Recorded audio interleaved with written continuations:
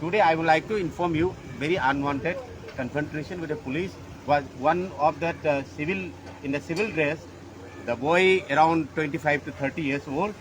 He came to me and hold my collar and he pressed me. The all button has been, you see, I cannot open myself because there are some girls and this is not in my ethics.